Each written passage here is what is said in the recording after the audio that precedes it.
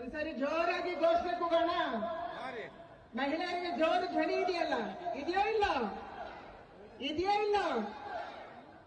ಬೋಲೋ ಭಾರತ್ ಮಾತಾ ಕಿ, ನರೇಂದ್ರ ಮೋದಿ ಅವರಿಗೆ. ವೇದಿಕೆಯಲ್ಲಿರುವಂತಹ ರಾಜ್ಯದ ಅಧ್ಯಕ್ಷರಾದ ಸನ್ಮಾನ್ಯ ವಿಜಯೇಂದ್ರ ಅವರೇ,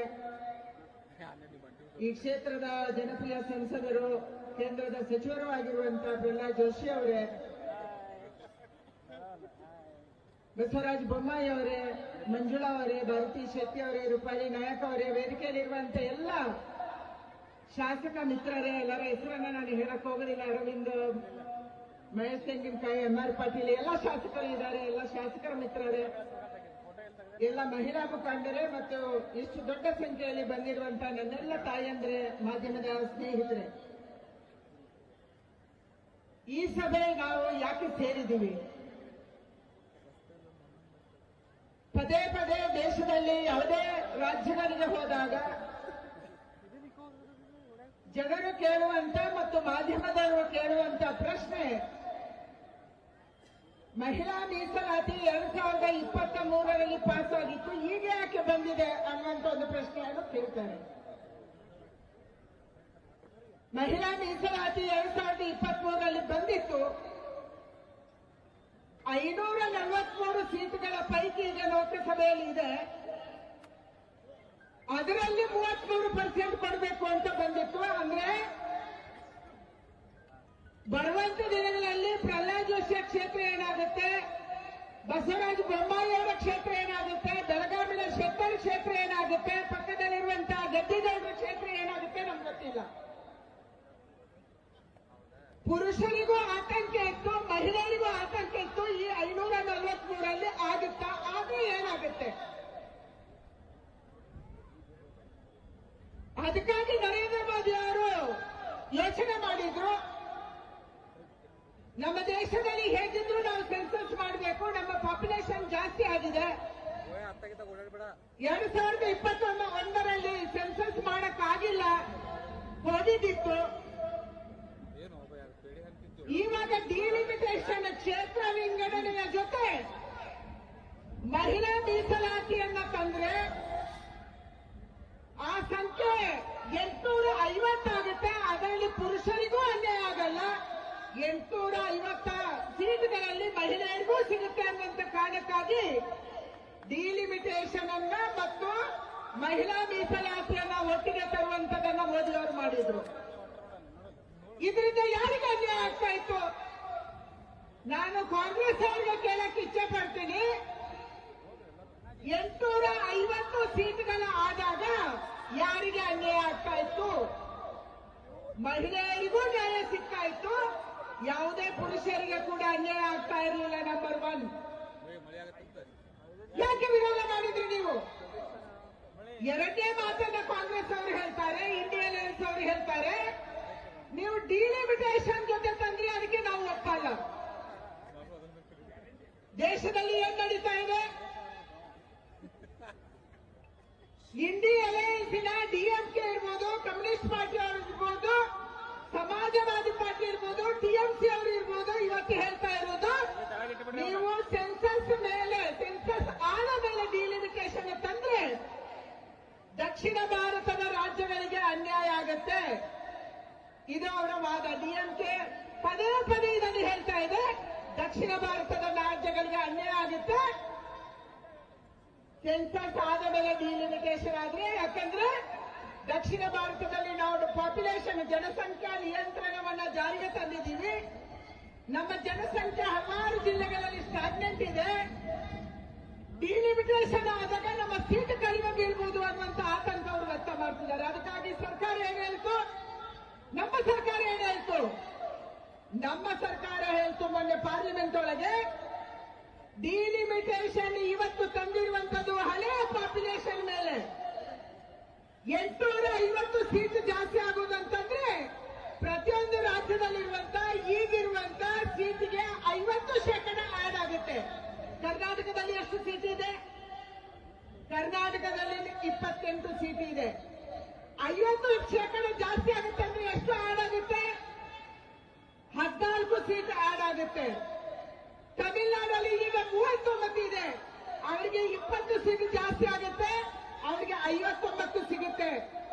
ನಾನು ಇಂಡಿಯಾ ಅಲಯನ್ಸ್ ಅವರಿಗೆ, ಕಾಂಗ್ರೆಸ್ ಅವರಿಗೆ, ಕರ್ನಾಟಕದ ಕಾಂಗ್ರೆಸ್ ಅವರಿಗೆ ಕೇಳಕ್ಕೆ ಇಚ್ಛೆ ಪಡ್ತೀನಿ, ಇದರಿಂದ ನಮ್ಗೆ ಲಾಭ ಆಗ್ತಿತ್ತು ನಷ್ಟ ಆಗ್ತಿತ್ತು? ನೀವು ಹೇಳ್ಬೇಕಿದಲ್ಲ. ನಾಟಕ ಆಡಬೇಡಿ, ನೀವು ಸುಳ್ಳು ಹೇಳಕ್ ಹೋಗ್ಬೇಡಿ. ನರೇಂದ್ರ ಮೋದಿ ಅವರು, ಅಮಿತ್ ಶಾ ಅವರು ಬಿಲ್ ಅನ್ನ ಚರ್ಚೆ ಮಾಡುವಂತ ಸಂದರ್ಭದಲ್ಲಿ ಬಹಳ ಸ್ಪಷ್ಟವಾಗಿ ಹೇಳಿದ್ರು, ಇವತ್ತು ನಮ್ಮ ರಾಜ್ಯಗಳಿಗೆ 50% ಮೀಸಲಾತಿಯನ್ನು ನಾವು ಹೆಚ್ಚು ಕೊಡ್ತೀವಿ, 50% ಸೀಟ್ಗಳನ್ನು ನಾವು ಹೆಚ್ಚು ಕೊಡ್ತೀವಿ. ಇದರಿಂದ ಪ್ರತಿಯೊಂದು ರಾಜ್ಯಕ್ಕೆ ಲಾಭ ಆಗುತ್ತೆ, ದಕ್ಷಿಣದ ರಾಜ್ಯಗಳಿಗೆ ಅನ್ಯಾಯ ಆಗುವಂತ ಪ್ರಶ್ನೆ ಬರುವುದಿಲ್ಲ, ಅವರಿಗೆ ಹೆಚ್ಚುವರಿ ಸೀಟ್ ಸಿಗುತ್ತೆ, ಇದನ್ನು ಒಪ್ಕೊಳ್ಳಿ ಅನ್ನುವಂತ ಪ್ರಾರ್ಥನೆಯನ್ನು ಮಾಡಿದ್ರು ತಾಯಂದ್ರೆ. ನಾವಿವತ್ತು ಮಾತಾಡಬೇಕಾದ್ದು ಇಂಡಿಯಾ ಅಲಯನ್ಸ್, ಕರ್ನಾಟಕದ ಕಾಂಗ್ರೆಸ್, ತಮಿಳುನಾಡಿನ ಡಿಎಂಕೆ, ಕೇರಳದಲ್ಲಿರುವಂತ ಕಮ್ಯುನಿಸ್ಟ್ ಪಾರ್ಟಿ, ಎಲ್ಡಿಎಫ್, ಯುಡಿಎಫ್, ಇವರ ಷಡ್ಯಂತ್ರ ನಮ್ಮ ದೇಶದ ಮುಂದೆ ಒಂದು ಇದೆ. ಏನು ಷಡ್ಯಂತ್ರ ಅದು? ಡಿಲಿಮಿಟೇಷನ್ ಸೆನ್ಸಸ್ ಆದ ಮೇಲೆ ಆದಾಗ ದಕ್ಷಿಣ ಭಾರತದ ಸೀಟ್ ಏನಾದ್ರೂ ಕಡಿಮೆ ಬಿದ್ರೆ ಇವರು ದಕ್ಷಿಣ ಭಾರತ, ಉತ್ತರ ಭಾರತ ಅನ್ನುವಂತ ವಿಭಜನೆಯನ್ನು ಮಾಡಿ ಟುಕಡೆ ಟುಕಡೆ ಗ್ಯಾಂಗ್ ಅವರು ದೇಶವನ್ನ ಟುಕಡ ಮಾಡಕ್ಕೆ ಹೊರಟಿದ್ದಾರೆ. ಇದು ಇದರ ಹಿಂದಿರುವಂತ ಷಡ್ಯಂತ್ರ ನಾವು ಅರ್ಥ ಮಾಡ್ಕೋಬೇಕು ತಾಯಂದ್ರೆ. ಮಹಿಳಾ ಮೀಸಲಾತಿಯ ಜೊತೆಗೆ ದಕ್ಷಿಣ ಭಾರತವನ್ನ ಸೋಲಿಸುವಂತ ಕೆಲಸವನ್ನ ಇವತ್ತು ಕಾಂಗ್ರೆಸ್ ಅವರು ಮಾಡಿದ್ದಾರೆ. ಇದರ ಹಿಂದೆ ದೇಶ ಒಡೆಯುವಂತ ಷಡ್ಯಂತ್ರ ಇದೆ, ಇದರ ಹಿಂದೆ ದೇಶ ಒಡೆಯುವಂತ ಷಡ್ಯಂತ್ರ ಇದೆ. ಇದನ್ನು ನಾವು ಅರ್ಥ ಮಾಡಿಸಬೇಕು ಇವತ್ತು ದೇಶದ ಬಂಧುಗಳಿಗೆ. ಕೇವಲ ಮಹಿಳಾ ಮೀಸಲಾತಿಯನ್ನ, ಮಹಿಳೆಯರನ್ನ ಇಂಡಿಯಾ ಅಲಯನ್ಸ್ ಸೋಲಿಸಿಲ್ಲ, ಕಾಂಗ್ರೆಸ್ ಅವರು ಸೋಲಿಸಿಲ್ಲ. ದಕ್ಷಿಣ ಭಾರತವನ್ನ, ಪೂರ್ವಾಂಚಲ ಭಾರತವನ್ನ ಸೋಲಿಸುವಂತ ಕೆಲಸವನ್ನ ಇವತ್ತು ಕಾಂಗ್ರೆಸ್ ಮಾಡಿದೆ. ಅಂದ್ರೆ ಬರುವಂತ ದಿನಗಳಲ್ಲಿ ನೀವು ಒಡೆದಾಳುವಂತ ನೀತಿಯನ್ನು ಮಾಡುವವರಿದ್ದೀರಿ, ನಮ್ಮನ್ನು ಪರಸ್ಪರ ಜಗಳಕ್ಕೆ ಹಚ್ಚುವವರಿದ್ದೀರಿ. ಉತ್ತರ ಭಾರತ ಬೇರೆ, ದಕ್ಷಿಣ ಭಾರತ ಬೇರೆ ಅನ್ನುವಂತ ಯೋಜನೆಯನ್ನ, ಷಡ್ಯಂತ್ರವನ್ನ ನೀವು ತಯಾರು ಮಾಡಿ ಇಟ್ಕೊಂಡಿದ್ದೀರಿ. ಅದರ ಸಲುವಾಗಿ ಈ ಷಡ್ಯಂತ್ರ ನಡೀತಿದೆ. ನಾನು ಒಂದೇ ವಿನಂತಿ ಮಾಡುವುದು ನಮ್ಮ ತಾಯಂದ್ರಿಗೆ, ನಮ್ಗೆ ಅಧಿಕಾರ ಯಾಕೆ ಬೇಕು? ನರೇಂದ್ರ ಮೋದಿ ಅವರ ಅಪೇಕ್ಷೆ ಇರುವುದು, ನಮಗೆ ಅಧಿಕಾರ ಬೇಕಾಗಿರುವುದು ನಾವು ನಿರ್ಣಯ ತಗೊಳ್ಳುವಂತ ಪ್ರಕ್ರಿಯೆಯಲ್ಲಿ ಇರಬೇಕು. ಗ್ರಾಮ ಪಂಚಾಯತಿ ನಾವು ಇದ್ದೀವಿ, ಯಾವ ಮಹಿಳೆ ಅನ್ಯಾಯ ಮಾಡಿದ್ದಾರೆ? ಯಾವ ಮಹಿಳೆ ಗ್ರಾಮ ಪಂಚಾಯತಿಯಲ್ಲಿ ಹಿಂದೆ ಉಳಿದಿದ್ದಾರೆ? ಜಿಲ್ಲಾ ಪಂಚಾಯತ್ ಇರ್ಬೋದು, ತಾಲೂಕ್ ಪಂಚಾಯತ್ ಇರ್ಬೋದು, ನಗರಸಭೆ ಇರ್ಬೋದು, ಪುರಸಭೆ ಇರ್ಬೋದು, ನಗರಸಭೆಯ ಹೆಣ್ಮಕ್ಳಲ್ಲಿ ಕೂತಿದ್ದಾರೆ. ಪುರುಷರಿಗೆ ಸಮಾನವಾಗಿ ಕೆಲಸ ಮಾಡುವ ತಾಕತ್ತು ನಮ್ಮ ಮಹಿಳೆಯರಿಗೆ ಇದೆಯಾ ಇಲ್ಲ? ಇದು ನಮ್ಮ ಪ್ರಶ್ನೆ, ಇದು ನಮ್ಮ ಪ್ರಶ್ನೆ ಇರುವಂತದ್ದು. ಇವತ್ತು ಮಹಿಳೆಯರನ್ನು ಯಾಕೆ ಸೋಲಿಸಿದ್ರಿ ನೀವು? ನಾವು ಮಾಡಿ ತೋರಿಸಿದ್ದೀವಿ. ನರೇಂದ್ರ ಮೋದಿ ಅವರು ಅಧಿಕಾರ ಕೊಟ್ಟಾಗ ಮಹಿಳೆಯರಿಗೆ ಕೇವಲ ಮಹಿಳಾ ಮತ್ತು ಮಕ್ಕಳ ಕಲ್ಯಾಣ ಇಲಾಖೆ ಕೊಟ್ಟಿಲ್ಲ. ಕರ್ನಾಟಕದಲ್ಲಿ ಯಡಿಯೂರಪ್ಪನವರು ಮಹಿಳೆಯರಿಗೆ ಅಧಿಕಾರ ಕೊಡುವ ಪ್ರಶ್ನೆ ಬಂದಾಗ ಕೇವಲ ಮಹಿಳಾ ಮತ್ತು ಮಕ್ಕಳ ಕಲ್ಯಾಣ ಇಲಾಖೆ ಕೊಟ್ಟಿಲ್ಲ. ಮೊದಲ ಬಾರಿಗೆ ಎಂಎಲ್ಎ ಆಗಿದ್ದಂತ ನನ್ನನ್ನು, ಅತ್ಯಂತ ಹಳ್ಳಿಯಿಂದ ಹಿಂದುಳಿದ ಪ್ರದೇಶದಿಂದ ಬಂದಂತ ನನ್ನನ್ನ ಗ್ರಾಮೀಣಾಭಿವೃದ್ಧಿ ಮತ್ತು ಇಂಧನ ಇಲಾಖೆಯನ್ನು ಕೊಟ್ಟು ನೀನು ಕೆಲಸ ಮಾಡುವಂತ ಮುಂದಕ್ಕೆ ಬಿಟ್ಟಿದ್ದಾರೆ. ಇದು ಭಾರತೀಯ ಜನತಾ ಪಾರ್ಟಿ, ಇದು ದೇಶದ ಮುಂದಿರುವಂತ ನಮ್ಮ ಶಕ್ತಿ, ಇದು ಭಾರತೀಯ ಜನತಾ ಪಾರ್ಟಿಯ ಸಮಾನತೆ. ನಿರ್ಮಲಾ ಸೀತಾರಾಮನ್ ಅವರು, ಹಣಕಾಸು ಸಚಿವರು, ಬೇರೆ ಬೇರೆ ನಮ್ಮ ಮಂತ್ರಿಗಳು, ಸ್ಮೃತಿ ಇರಾನಿ ಅವರು ಎಚ್ಆರ್ಡಿ ಆದ್ರು, ನಿರ್ಮಲಾ ಸೀತಾರಾಮನ್ ಅವರು ಡಿಫೆನ್ಸ್ ಮಂತ್ರಿ ಆದ್ರು. ನಮ್ಮನ್ನು ಯಾರನ್ನು ಕೂಡ ಮಹಿಳಾ ಮತ್ತು ಮಕ್ಕಳ ಕಲ್ಯಾಣ ಇಲಾಖೆಗೆ ಸೀಮಿತ ಮಾಡಲಿಲ್ಲ ನಮ್ಮ ಸರ್ಕಾರ. ನಮ್ಮ ನರೇಂದ್ರ ಮೋದಿ ಅವರು ಮಕ್ಕಳಿಗೆ ಶಿಕ್ಷಣ ಕೊಡಬೇಕು, ಹೆಣ್ಮಕ್ಳಿಗೆ ಶಿಕ್ಷಣ ಕೊಡಬೇಕು, ಹೆಣ್ಮಕ್ಳು ಆರ್ಥಿಕವಾಗಿ ಸದೃಢ ಆಗಬೇಕು. ಇದನ್ನು 10 ವರ್ಷ ಮಾಡಿ, ಬಿಲ್ಡಪ್ ಮಾಡಿ ಮಹಿಳೆಯರನ್ನ ಬೆಳೆಸಿ ಈಗ ಮಹಿಳೆ ವಿಧಾನಸಭೆಗಳಲ್ಲಿ ಮತ್ತು ಲೋಕಸಭೆಯಲ್ಲಿ ನಿರ್ಣಯ ತಗೊಳ್ಳುವಂತ ಪ್ರಕ್ರಿಯೆಯಲ್ಲಿ ಬರಬೇಕನ್ನುವಂತ ಯೋಜನೆಯನ್ನು ಮಾಡಿ ಈ ಬಿಲ್ಲನ್ನು ತಂದಿದ್ದಾರೆ. ನಮ್ಗೆ ಶಕ್ತಿ ಕೊಡಕ್ಕೆ ನಮ್ಗೆಲ್ಲರಿಗೂ ಧ್ವನಿ ಇದೆ. ನಾನು ಎಲ್ಲ ಕಡೆ ಹೇಳ್ತೀನಿ, ನಮ್ಮ ಮಹಿಳೆಯರಿಗೆ ಬಹಳ ಧ್ವನಿ ಇದೆ. ಮನೆಯಲ್ಲಿ ಬಹಳ ಜಗಳ ಆಗ್ತೀವಿ, ಬಹಳ ಧ್ವನಿ ರೈಸ್ ಮಾಡ್ತೀವಿ. ಇಲ್ಲಿರುವಂತ ಎಲ್ಲ ಪುರುಷರಿಗೆ ಗೊತ್ತು ಮಹಿಳೆಯರಿಗೆ ಎಷ್ಟು ಧ್ವನಿ ಇದೆ ಅಂತ ಹೇಳಿ. ಅವರವರ ಮನೆಯಲ್ಲಿ ಕೂಡ ಧ್ವನಿ ಎತ್ತುವಂತ ಮಹಿಳೆಯರಿದ್ದಾರೆ. ಎಂಎಲ್ಎ ಇರ್ಬೋದು, ಎಂಪಿ ಇರ್ಬೋದು, ಇವರ ಜೊತೆ ಜಗಳ ಆಡುವ ಮಹಿಳೆಯರು ಅವರ ಮನೆಯಲ್ಲಿದ್ದಾರೆ. ಅವರ ಹೆಂಡತಿ ಇರ್ಬೋದು, ಅವರ ತಾಯಿ ಇರ್ಬೋದು, ಅವರ ಅತ್ತೆ ಇರ್ಬೋದು, ಯಾರೇ ಇರ್ಬೋದು, ಹೌದಲ್ಲ? ಧ್ವನಿ ಇದೆ, ಆದ್ರೆ ಆ ಧ್ವನಿಗೆ ಶಕ್ತಿ ಬರೋದು ಯಾವಾಗ ತಾಯಿ? ಆ ಧ್ವನಿಗೆ ಶಕ್ತಿ ಬರೋದು ನಮ್ಗೆ ಶಿಕ್ಷಣ ಸಿಕ್ಕಾಗ. ಆ ಧ್ವನಿಗೆ ಶಕ್ತಿ ಬರೋದು, ಆ ಧ್ವನಿಗೆ ಭಕ್ತಿ ಬರೋದು ನಮ್ಮ ಕೈಯಲ್ಲಿ ಪೈಸೆ ಓಡಾಡಿದಾಗ, ಹಣ ಓಡಾಡಿದಾಗ. ಇವತ್ತು ನರೇಂದ್ರ ಮೋದಿ ಅವರು ನಮ್ಮ ಹೆಣ್ಮಕ್ಳಿಗೆ ಶಿಕ್ಷಣ ಕೊಡುವುದನ್ನ, ನಮ್ಮ ಹೆಣ್ಮಕ್ಳು ಆರ್ಥಿಕವಾಗಿ ಸದೃಢ ಆಗ್ಬೇಕು ಅಂದಾಗ ಇವತ್ತು ದ್ರೋಣ ದೀದಿ ಅನ್ನುವಂತ ಹೊಸ ಟೆಕ್ನಾಲಜಿ ಬಂತು. ಇಂದು ನಾನು ಕೃಷಿ ಮಂತ್ರಿ ಇದ್ದಾಗ ದ್ರೋಣ ಟೆಕ್ನಾಲಜಿಯನ್ನ ಟ್ರೈನಿಂಗ್ ಯಾರಿಗೆ ಕೊಟ್ವಿ? ನಮ್ಮ ತಾಯಂದ್ರಿಗೆ ಕೊಟ್ವಿ.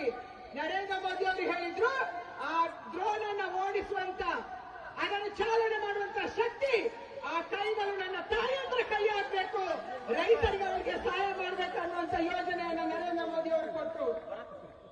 ಲಖಪತಿ ದೀದಿ ಬಗ್ಗೆ ಮಾತಾಡಿದ್ರು. 3 ಕೋಟಿ ಹೆಣ್ಮಕ್ಳು ಇವತ್ತು ಲಖಪತಿ ದೀದಿ ಆಗಿದ್ದಾರೆ. ಕೇವಲ ಅಧಿಕಾರ ಕೊಡುವುದು ಅಲ್ಲ, ಆರ್ಥಿಕವಾಗಿ ನಮ್ಮ ಮಹಿಳೆ ಸದೃಢ ಆಗ್ಬೇಕು ಅನ್ನುವಂಥದನ್ನ ಮೋದಿ ಅವರು ಯೋಚನೆ ಮಾಡಿದ್ರು. ಇವತ್ತು ನಮ್ಮನ್ನು ಸೋಲಿಸುವಂತ ಕೆಲಸವನ್ನ ಈ ಕಾಂಗ್ರೆಸ್ ಮಾಡಿದೆ, ಈ ಡಿಎಂಕೆ ಮಾಡಿದೆ, ಈ ಕಮ್ಯುನಿಸ್ಟ್ ಪಕ್ಷಗಳು ಮಾಡಿದವೆ. ಇವರಿಗೆ ನಾವು ಸರಿಯಾದ ಪಾಠವನ್ನ ಕಲಿಸಬೇಕಾಗಿದೆ. ಅಷ್ಟು ಮಾತ್ರ ಅಲ್ಲ, ಇಡೀ ದಕ್ಷಿಣ ಭಾರತದಲ್ಲಿ ದಂಗೆಯನ್ನು ಎಬ್ಬಿಸುವಂತ ಒಂದು ವ್ಯವಸ್ಥಿತ ಷಡ್ಯಂತ್ರವನ್ನ ಇವತ್ತು ಕಾಂಗ್ರೆಸ್ ಮಾಡ್ತಾ ಇದೆ. ಆ ಷಡ್ಯಂತ್ರದ ಭಾಗ ಮೊನ್ನೆ ಸೋತಿರುವಂತ ಬಿಲ್ಗಳು, 2 ಬಿಲ್ಗಳು, ಮಹಿಳೆಯರ ಬಿಲ್ಲು, ಡಿಲಿಮಿಟೇಷನ್ ಬಿಲ್ಲು. ಅದಕ್ಕಾಗಿ ನಾನು ವಿನಂತಿ ಮಾಡ್ತೀನಿ, ನಮ್ಮ ಮಹಿಳೆಯರು ಜಾಗೃತರಾಗಬೇಕು. ನಮ್ಮ ಮಹಿಳೆಯರು ಮನೆಯಲ್ಲಿ ಮಾತ್ರ ಮಾತಾಡುವುದಲ್ಲ, ನಮ್ಮ ಮಹಿಳೆಯರು ಮನೆಯಿಂದ ಆಚೆ ಬಂದು ಮಾತಾಡುವಂತ ಸ್ಥಿತಿ ಇವತ್ತು ನಿರ್ಮಾಣ ಆಗಬೇಕು. ಅಟಲ್ ಬಿಹಾರಿ ವಾಜಪೇಯಿ ಅವರ ಕಾಲದಲ್ಲಿ ಸ್ತ್ರೀ ಶಕ್ತಿ ಸ್ವಸಹಾಯ ಸಂಘ ಬಂದು ನಮ್ಮ ಮಹಿಳೆಯರಿಗೆ ಧ್ವನಿ ಕೊಡುವಂತ, ಶಕ್ತಿ ಕೊಡುವಂತ, ಮನೆಯಿಂದ ಆಚೆ ಬಂದು ಮೀಟಿಂಗ್ ಮಾಡಿ ಆರ್ಥಿಕವಾಗಿ ಸದೃಢ ಆಗುವಂತ ಯೋಚನೆಯನ್ನು ಅವತ್ತು ಅಟಲ್ ಬಿಹಾರಿ ವಾಜಪೇಯಿ ಅವರು ಮಾಡಿದ್ರು. ಇವತ್ತು ನಮ್ಮ ಕೈಗೆ, ನಮ್ಮ ನಾಲಿಗೆಗೆ, ನಮ್ಮ ಗಂಟ್ಲಿಗೆ ಧ್ವನಿ ಕೊಡುವಂತ ಶಕ್ತಿಯನ್ನ ವಿಧಾನಸಭೆ ಮತ್ತು ಲೋಕಸಭೆಯಲ್ಲಿ ಆಗಬೇಕು ಅಂತ ನರೇಂದ್ರ ಮೋದಿ ಅವರು ಇವತ್ತು ಮಾಡಕ್ಕೆ ಹೊರಟಿದ್ದಾರೆ. ಅದಕ್ಕಾಗಿ ನಿಮ್ಮೆಲ್ಲರ ಆಶೀರ್ವಾದ ಬೇಕು. ಕಾಂಗ್ರೆಸ್ ಅವರು ಏನೇ ಹೇಳಿ, ಅವ್ರದ್ದು ಷಡ್ಯಂತ್ರದ ರಾಜಕಾರಣ, ಅವ್ರದ್ದು ದೇಶ ಒಡೆಯುವ ರಾಜಕಾರಣ, ಅವ್ರದ್ದು ಧರ್ಮ ಒಡೆಯುವ ರಾಜಕಾರಣ, ಅವ್ರದ್ದು ಜಾತಿನ ಒಡೆಯುವಂತ ರಾಜಕಾರಣ. ಈಗ ಮಹಿಳೆಯರನ್ನ ಮತ್ತು ಪುರುಷರನ್ನು ಒಡೆಯಕ್ಕೆ ಅವರು ಹೊರಟಿದ್ದಾರೆ.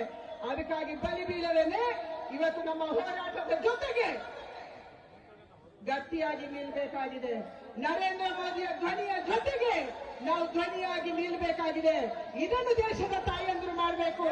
ಇದು ಕಿತ್ತೂರು ಚೆನ್ನಮ್ಮನ ನಾಡು, ಇದು ಒಡಕೆ ಗೋಪಮ್ಮನ ನಾಡು, ಇದು ರಾಣಿ ಅಬ್ಬಕ್ಕನ ನಾಡು, ಇದು ಬೆಳವಡಿ ಮಲ್ಲಮ್ಮನ ನಾಡು. ಈ ನಾಡಲ್ಲಿ ಮಹಿಳೆಯರು ಸೋಲುವಂತ ಪ್ರಶ್ನೆ ಇಲ್ಲ. ಕಾಂಗ್ರೆಸ್ ಅನ್ನು ಸೋಲಿಸುವಂತ ಶಕ್ತಿ ಈ ರಾಜ್ಯದ ಮಹಿಳೆಯರಿಗಿದೆ. ಇದನ್ನು ಹೇಳಕ್ಕೆ ನಾವು ಬಂದಿದ್ದೀವಿ. ಅದಕ್ಕಾಗಿ ನಾನು ಮತ್ತೊಂದು ಸಾರಿ ನಿಮಗೆ ವಿನಂತಿ ಮಾಡ್ತೀನಿ, ಮಹಿಳಾ ಹೋರಾಟದಲ್ಲಿ ನಾವೆಲ್ಲರೂ ಕೂಡ ಮುಂದಿನ ದಿನಗಳಲ್ಲಿ ಭಾಗಿಯಾಗೋಣ. ಈ ದೇಶದ ಅಖಂಡತೆಯನ್ನ, ಈ ದೇಶದ ಏಕತೆಯನ್ನ, ಈ ದೇಶ ಒಟ್ಟಾಗಿರುವುದನ್ನ ಯಾವ ಸೈನಿಕ, ನಮ್ಮಂತ ತಾಯಂದ್ರ ಸೈನಿಕ ಇವತ್ತು ಹಗಲು ರಾತ್ರಿ ಕಣ್ಣಿಗೆ ಎಣ್ಣೆ ಬಿಟ್ಕೊಂಡು ಆ ರಾಷ್ಟ್ರಧ್ವಜವನ್ನ ಹಿಡ್ಕೊಂಡು ನಮ್ಮ ದೇಶದ ಗಡಿಯನ್ನು ಕಾಯ್ತಾ ಇದ್ದಾನ, ಅವನ ಒಂದೇ ಆಶೆ ಈ ದೇಶ ಅಖಂಡ ಆಗಿರ್ಬೇಕು, ಈ ದೇಶ ಏಕಾಗ್ರತೆಯಲ್ಲಿರ್ಬೇಕು, ಈ ದೇಶದಲ್ಲಿ ಒಡಕು ಇರಬಾರದು. ಅದಕ್ಕಾಗಿ ನಾನು ಪ್ರಾಣ ತ್ಯಾಗಕ್ಕೂ ಮಾಡಕ್ಕೂ ಸಿದ್ಧ ಅನ್ನೋದನ್ನ ಆ ಸೈನಿಕ ಆ ಗಡಿಯಲ್ಲಿ ನಿಂತು -°C ಅಲ್ಲಿ ನಮ್ಮ ದೇಶದ ಸಲುವಾಗಿ ನಮ್ಮ ಮಗ ಕಾಯ್ತಾ ಇದ್ದಾನೆ. ಅವನಿಗೆ ಗೌರವ ಕೊಡುವುದಕ್ಕಾಗಿ ಈ ದೇಶದ ಅಖಂಡತೆಯನ್ನು ಕಾಪಾಡುವಂತ ಕೆಲಸವನ್ನ ನಾವೆಲ್ಲರೂ ಕೂಡ ಒಟ್ಟಾಗಿ ಮಾಡೋಣ. ತಾಯಂದ್ರೆ ಇಂಥ ಯಾವುದೇ ಕೆಲಸದಲ್ಲಿ ಯಾವತ್ತೂ ಹಿಂದೆ ಬುದ್ಧಿ ಇಲ್ಲ. ಸ್ವಾತಂತ್ರ್ಯದ ಹೋರಾಟ ಇರ್ಬೋದು, ನಂತರ ಬಂದ ಎಮರ್ಜೆನ್ಸಿ ಇರ್ಬೋದು, ಕೋವಿಡಿನ ಸಂದರ್ಭ ಇರ್ಬೋದು, ಅಯೋಧ್ಯೆಯ ಹೋರಾಟ ಇರ್ಬೋದು, ಹುಬ್ಬಳ್ಳಿಯ ರಾಷ್ಟ್ರಧ್ವಜದ ಹೋರಾಟ ಇರ್ಬೋದು, ಎಲ್ಲ ಸಂದರ್ಭದಲ್ಲಿ ದೇಶದ ರಾಷ್ಟ್ರದ ಧ್ವಜದ ಜೊತೆಗೆ, ದೇಶದ ಧರ್ಮದ ಜೊತೆಗೆ ನಿಂತವರು ನಮ್ಮ ತಾಯಿ, ನಮ್ಮ ಕರ್ನಾಟಕದ ತಾಯಿ, ನಮ್ಮ ಕರ್ನಾಟಕದ ಹೆಣ್ಮಗಳು.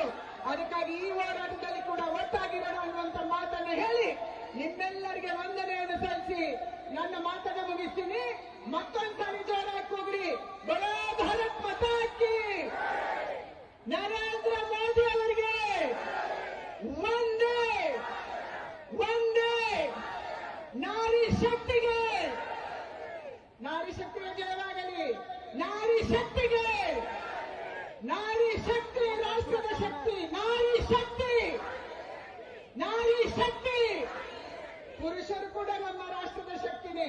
ಒಂದ್ಸರಿ ಜೋರಾಗಿ ಅವರಿಗೂ ಘೋಷಣೆ ಹೋಗಿ. ನಮ್ಮ ಸಂಸದರು, ನಮ್ಮ ಶಾಸಕರು, ನಮ್ಮ ಮಹಿಳೆಯರು ಇಷ್ಟೊಂದು ದೊಡ್ಡ ಸಂಖ್ಯೆಯಲ್ಲಿ ಒಟ್ಟಾಗಕ್ಕೆ ಅವರು ಶ್ರಮವನ್ನು ವಹಿಸಿದ್ದಾರೆ. ಜೋರಾಗಿ ಒಂದ್ಸರಿ ಅವರಿಗೂ ಘೋಷಣೆ ಹೋಗ್ರಿ. ನಮ್ಮೆಲ್ಲ ಅಣ್ಣಂದಿರಿಗೆ ಬೆಲೆ ಭಾರತ್ ಮಾತಾ ಕಿ.